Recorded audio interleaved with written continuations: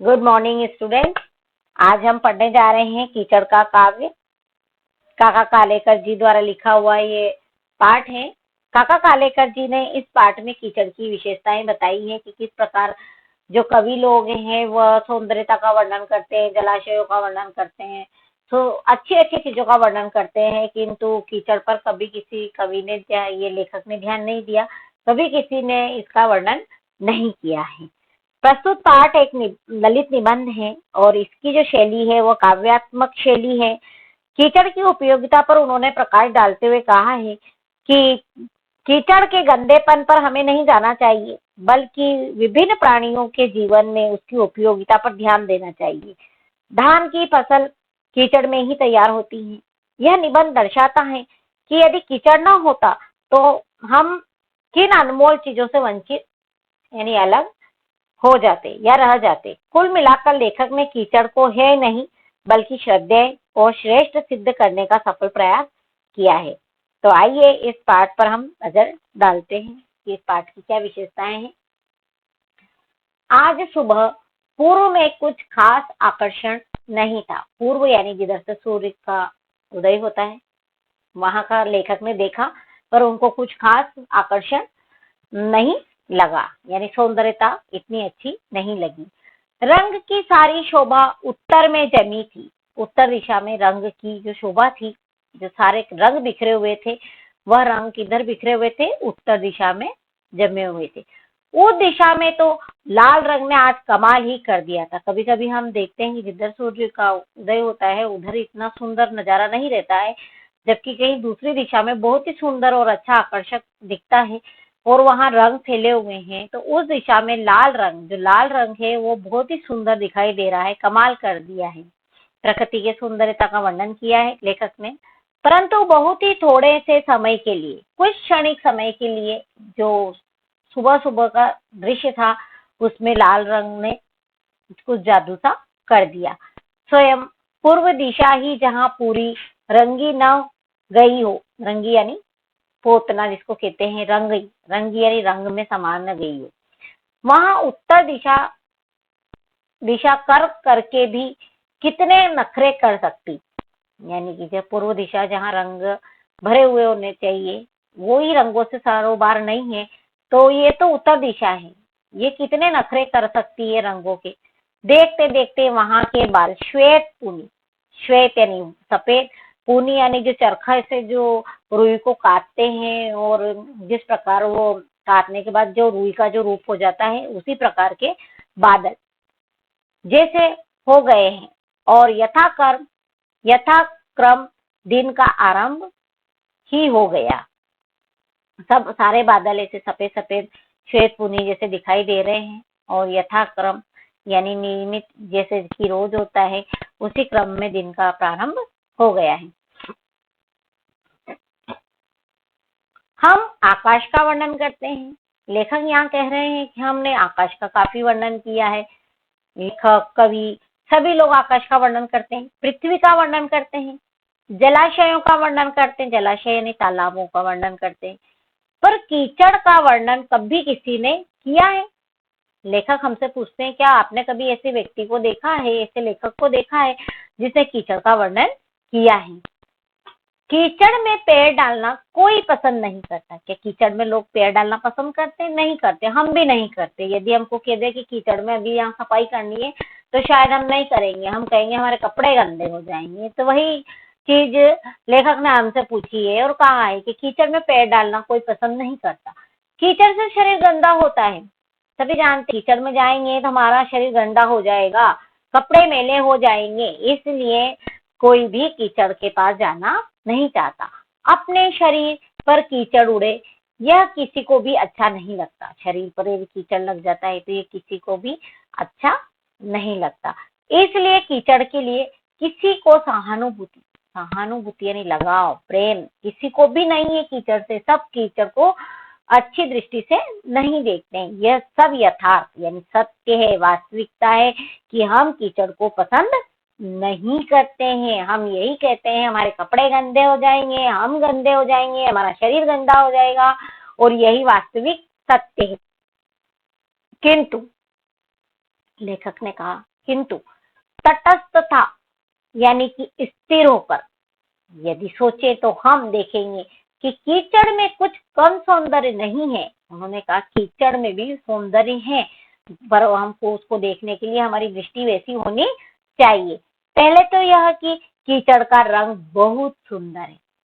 लेखक ने कहा कीचड़ का रंग है जो कि बहुत सुंदर है, अगर उसको देखेंगे तो उसमें भी आपको सुंदरता दिखाई देगी। पुस्तकों के गत्तों पर जो पुस्तकें होती है उनके जो मेन कवर होते हैं, जो फर्स्ट पेज होता है, जो ऊपर का कवर होता है, गत्ता कहते हैं उसको, उसको देखिए आप, उसका रंग जो हमेशा ही होता है वो मिट्टी जैसे कलर का होता है। घर की दीवारों पर अथवा शरीर पर के कीमती कपड़ों के लिए हम सब कीचड़ के जैसे रंग पसंद करते हैं। लेखक ने कहा है कि घर की जो दीवारें होती है हम लाल पीली नहीं पुतवाते हैं, कपड़े कभी महंगा सूट हमने लाल पीला हरा नहीं बनवाया है, हमने उसको कीमती कपड़ों को हमने हमेशा कैसा बनवाया है करने के लिए हमने कीचड़ जैसे रंग पसंद किए हैं। हमने ग्रे कलर पसंद करते हैं कोट पैंट सिलाने के लिए, या अच्छी महंगी ड्रेस होती है तो हम मिट्टी जैसे कलर को पसंद करते हैं। दीवालों पर हमने मिट्टी जैसे कलर को रंगवाते हैं, न कि हम लाल पीले कलर से दीवालों को पुतवाना पसंद करते हैं। कलाभिज्ञ यानी कला के जानकार लोगों को भट्टी में, भट्टी जानते हैं जहाँ जैसे ईंटों की भट्टी होती है, जहाँ ईंटों को पकाया जाता है उसको भट्टी कहते हैं। भट्टी में पकाए हुए मिट्टी के बर्तनों के लिए यही रंग बहुत पसंद है उनको। जो कलाभिज्ञ होते हैं, जो आर्टिस्ट लोग होते हैं, उनको मिट्टी के बर्तनों के लिए यही रंग उनको बहुत ही पसंद आता है। यानी कि वो मिट्टी के जो बर्तनों में जो शेप देते हैं, अपनी कला को जब प्रदर्शित करते हैं, ड्राइंग बनाते हैं, तो उसमें वो मटके को जो रूप देते हैं या जो आकार देते हैं मिट्टी के बर्तनों को, उसमें वो ग्रे कलर डालते हैं। फोटो लेते समय भी यदि उसमें कीचड़ का एकाध ठीकरे का रंग आ जाए तो उसे वार्म टोन कहकर विज्ञ लोग खुश खुश हो जाते हैं। पर लो, कीचड़ का नाम लेते ही सब बिगड़ जाता है। वो उसको वार्म टोन कहते हैं, और परंतु जैसे ही कीचड़ का नाम लेते हैं तो सब कुछ एकदम से बदल सा। फोटो लेते समय भी यदि उसमें कीचड़ का एकाध ठीकरे का रंग आ जाए तो उसे वार्म टोन यानी मटमैला, जो कहते हैं ना मिट्टी जैसा कलर हल्का हल्का और उसमें कोई और शेड डाल देते हैं, मटमैला कलर, उसको कहते हैं वार्म टोन कहकर विज्ञ यानी जानकार लोग खुश खुश हो जाते हैं। पर लोग कीचड़ का नाम लेते ही सब बिगड़ जाता है, किंतु कीचड़ जैसा रंग बोलना यानी कि अपने आप में सब कुछ बिगड़ जाना के समान होता है। कीचड़ का नाम किसी को भी पसंद नहीं है, उसको वार्म टोन कहकर वो खुश हो जाएंगे, किंतु यदि उसे कीचड़ जैसा रंग बोलेंगे तो उन्हें अच्छा नहीं लगेगा। नदी के किनारे जब कीचड़ सूख कर उसके टुकड़े हो जाते हैं तब वे कितने सुंदर दिखते हैं। लेखक ने कहा है कि कभी ध्यान से देखा है नदी के किनारे जब कीचड़ सूख जाता है और उसके जो सूखने के कारण उसमें बीच बीच में जो दरारें आ जाती है, यानी वो टुकड़े हो जाते हैं, छोटे छोटे टुकड़े हो जाते हैं, वो टुकड़े कितने सुंदर दिखते हैं। क्या हमने कभी उनको देखने की कोशिश की है? ज्यादा गर्मी से जब उन्हीं टुकड़ों में दरारें पड़ती हैं और वे टेढ़े हो जाते हैं तब सुखाए हुए खोपरे जैसे दिख पड़ते हैं। लेखक ने कहा कि वो जो सूख जाते हैं वो ऐसा लगता है जैसे किसी ने खोपरे बिछा दिए हो, सूखे खोपरे बिछा दिए हो। नदी किनारे मीलों तक जब समतल और चिकना कीचड़ एक साथ फैला हुआ होता है तब वह दृश्य कुछ कम खूबसूरत नहीं होता। उन्होंने कहा मीलों तक जो दृश्य फैला हुआ होता है कीचड़ का, तो वो दृश्य वो कम सुंदर नहीं होता है। नदी के आसपास जब हम देखते हैं तब वह दृश्य कुछ कम खूबसूरत नहीं होता। इस कीचड़ का पृष्ठभाग कुछ सूख जाने पर, पृष्ठ यानी ऊपरी भाग, सूख जाने पर उस पर बगुले और अन्य छोटे बड़े पक्षी चलते हैं। जब थोड़ा बहुत वो सूख जाता है ऊपर से तो काफी जो पक्षी होते हैं वह उस कीचड़ में घूमते हैं इधर उधर। तब 3 नाखून आगे और 1 अंगूठा पीछे, ऐसे उनके पद चिन्ह मध्य एशिया के रास्ते की तरफ दूर दूर तक अंकित देख इसी रास्ते अपना कारवां ले जाने की इच्छा हमें होती है।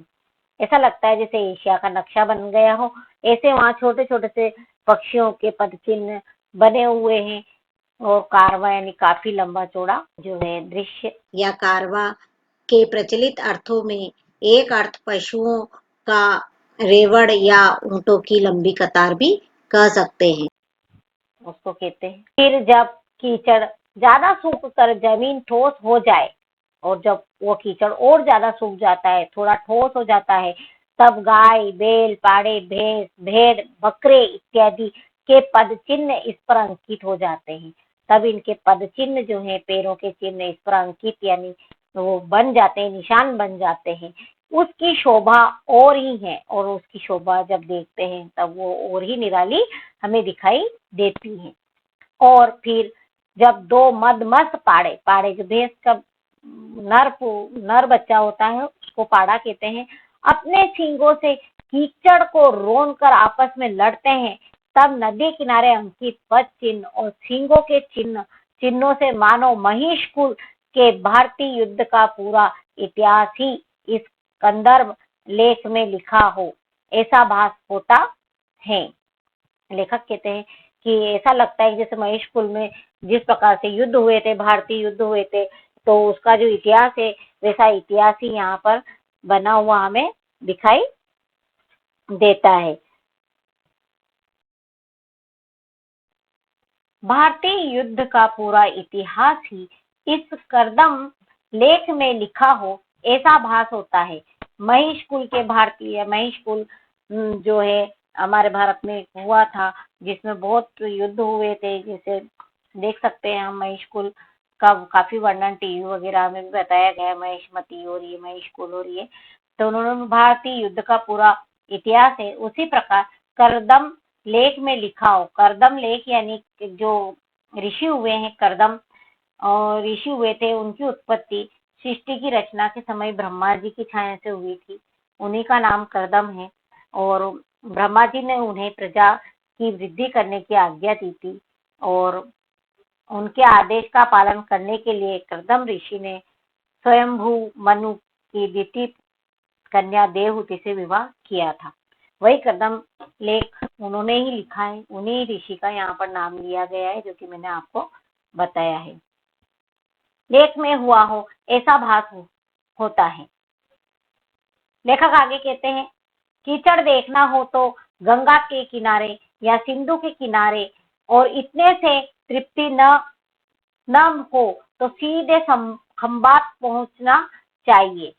तृप्ति यानी संतुष्टि, यदि हमें संतुष्टि नहीं हो तो हमें खंबात जाना चाहिए और वहां पर देखना चाहिए कि वहां किस तरह से कीचड़ समाया हुआ है। वहां मही नदी के मुख से आगे जहां तक नजर पहुंचे वहां तक सर्वत्र यानी सभी जगह सनातन कीचड़ ही देखने को मिलेगा। चारों तरफ हमेशा अमर जैसे कोई हो, ऐसा वहां आपको कीचड़ सर्वत्र सनातन परंपरा अनुसार चला आता हुआ, यह परंपरा के अनुसार सनातन कीचड़ ही देखने को मिलेगा सर्वत्र यानी सभी जगह। इस कीचड़ में हाथी डूब जाएंगे ऐसा कहना न शोभा दे, ऐसी अल्पोक्ति करने जैसा है, यानी मजाक जैसा है, अल्पोक्ति करने जैसा है। अल्पोक्ति यानी छोटा, अल्प यानी छोटा, करने जैसा है। पहाड़ के पहाड़ उसमें लुप्त यानी गायब हो जाएंगे ऐसा कहना चाहिए। उन्होंने कहा कि वो छोटी सी बात है, अगर हम कहेंगे हाथी डूब जाएगा,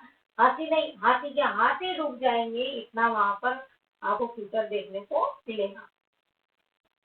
आगे लेखक ने कहा है, हमारा अन्न कीचड़ से में से ही पैदा होता है। इसका जागृत भान यदि हर एक मनुष्य को होता तो वह कभी कीचड़ का तिरस्कार न करता।